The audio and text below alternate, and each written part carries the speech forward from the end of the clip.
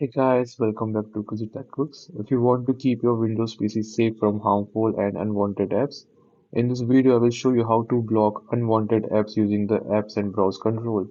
So let's get started. Go to search bar and type Windows Security. Windows.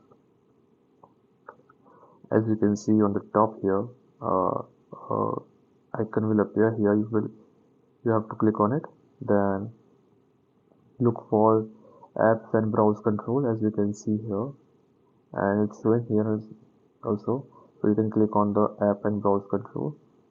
Then as you can see here, the reputation based protection, the setting to block potential unwanted apps, you have to turn it on.